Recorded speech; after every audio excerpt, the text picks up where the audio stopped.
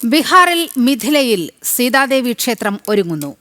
ആചാര്യന്മാരുടെ സാന്നിധ്യത്തിൽ കേന്ദ്ര ആഭ്യന്തരമന്ത്രി അമിത്ഷാ ഭൂമിപൂജയും ക്ഷേത്രത്തിന്റെ തറക്കല്ലിടൽ ചടങ്ങും നിർവഹിച്ചു. അയോധ്യ ക്ഷേത്ര മാതൃകയിലാണ് സീതാദേവിയുടെ മാ ജാനകി ക്ഷേത്രം നിർമ്മിക്കുന്നത്.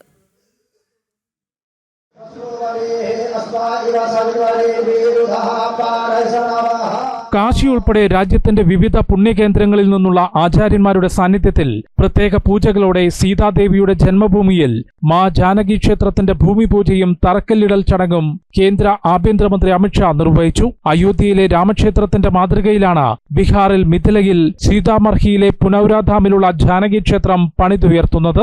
സീതാദേവിയുടെ ജന്മഭൂമിയിൽ ക്ഷേത്രം യാഥാർത്ഥ്യമാവുകയാണെന്നും എല്ലാ സീതാരാമ ഭക്തന്മാർക്കും ആശംസകൾ അറിയിക്കുന്നതായും ചടങ്ങുകൾക്ക് ശേഷം അമിത്ഷാ പറഞ്ഞു. कि आज मां जानकी के जन्म जहां हुआ वहां पुनरोधाम मंदिर का परिसर का समग्र विकास का नींव डालने का काम हुआ है.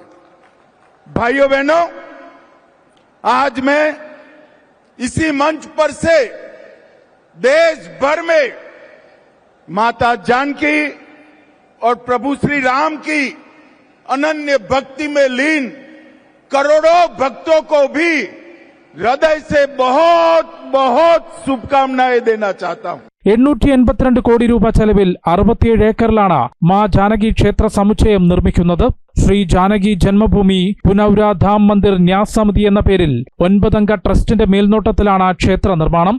ഭൂമിപൂജയിലും ചടങ്ങുകളിലും ബീഹാർ മുഖ്യമന്ത്രി നിതീഷ് കുമാർ, ഉപമുഖ്യമന്ത്രി സാമ്രാട് ചൌധരി, കേന്ദ്രമന്ത്രി ചിരാഗ് പാസ്വാൻ തുടങ്ങി നിരവധി പേർ പങ്കെടുത്തു.